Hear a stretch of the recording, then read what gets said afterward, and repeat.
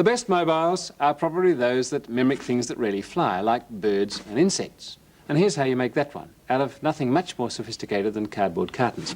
Start with one that has a long side, and on that long side, draw a wing that is as long as you can make it within reason. Something like that. A very simple wing is all you have to do.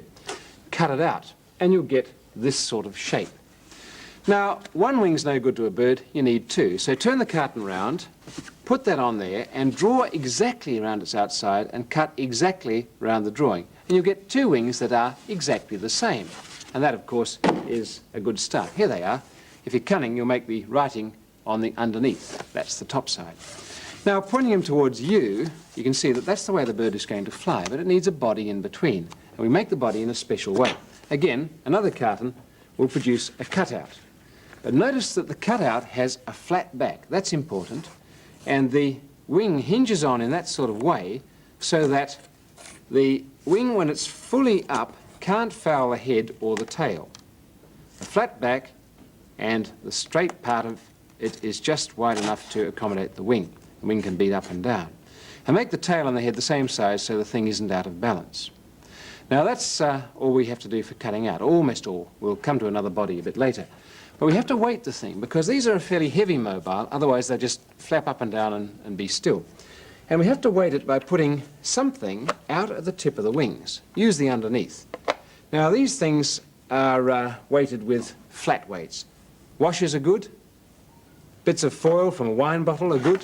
Bits of old rusty iron. Doesn't matter what you use, as long as it's flat, it's reasonably heavy, and you put exactly the same weight in exactly the same place on both of the wings.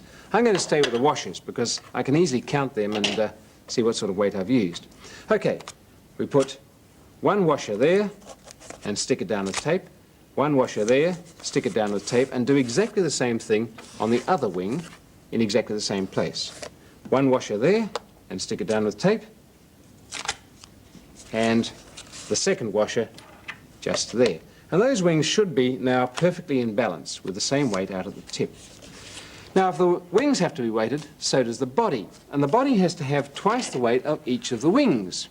And since each wing had two washers, we'll put, I'd say, 3 or 4 on the body. Let's try it with 3, see how we go, because we can adjust it a bit later. Put them right underneath where the wings are going to be and right down at the bottom of the bird. And since they're in a line like that, I think I can get a piece of tape and stick them all down together. And I can trim off the tape or bend it over like that so it doesn't get in the way. And that's really the body of the bird weighted as much as we'd need it.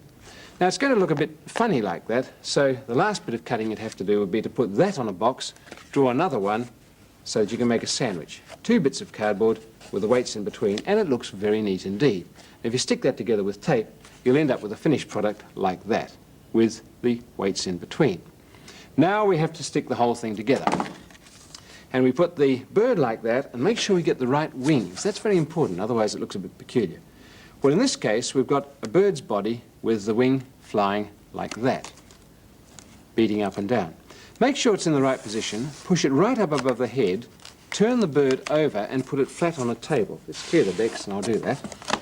And all you have to do there is to peel off a bit of tape that's the right size, stick it to the wing, and then stick it to the body, and that'll make a good hinge. Make sure that the wing can't hit the head or the tail as it goes up and down. There we are, that's the right wing on. Fold it down and turn the bird over. And do exactly the same thing on the other side. Piece of tape, cut to fit, stick it onto the body, stick it onto the wing, which is going to be in exactly the same place as the first one, and fold it down. And your wing on each side should balance like that. Now they can tear loose like that, so we put one last bit of tape over the top of the wings to hold them into position. Here we go. Put it on like that. On one wing, over the top, and onto the other. And that should hold it pretty firm, even if it beats up and down for quite some time. There we are. Weighted at the tips and weighted in the middle. Now I have to find the balance points. You can see by moving my fingers in and out that the bird will either collapse in the middle or shoot up in the middle with the wings falling down. And you find those with the bits of cardboard that you didn't use, bits from the box. This is a bit tricky, so I'll hold one between my knees like that, hold the bird up. An extra pair of hands wouldn't go amiss here, but if you can put them into that sort of position and move them in and out, you'll find that there is a point at which the whole bird just sits horizontally. There we are, we've found it about there. You mark those spots on the wings, and if I can just grip the cardboard in those positions, at each piece of the cardboard you make a notch. You mark them first, then we'll make the notches later. Balance is there, it'll be a notch there, there, there, and there.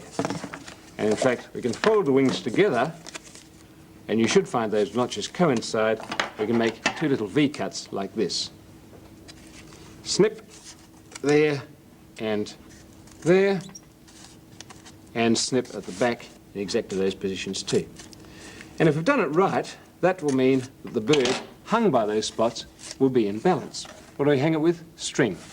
Take two pieces of string, each one the same length from your fingertip to your fingertip with your arms outstretched, and bring the ends together, and in each loop tie a knot. That will give you two hoops of string, both the same size, and then you bring the bird back. Balance it between your knees, get the wings outstretched, and put one loop of string over one wing, and that goes into those notches that you've cut, like that. The other loop over the other wing to go into its notches. And if you've done it right, you should find that the whole thing is perfectly in balance. Those notches, of course, stop the string from sliding out to the end of the wings when the thing flies. We'll pick it up by those and let's see how we go. That's not bad. It's almost in balance, but I could add a tiny bit of weight to the bird's body to make it flat. When you hang it, though, make sure those strings are just above the notches and you'll get the best flight. All you have to do is to paint the bird and give it a push.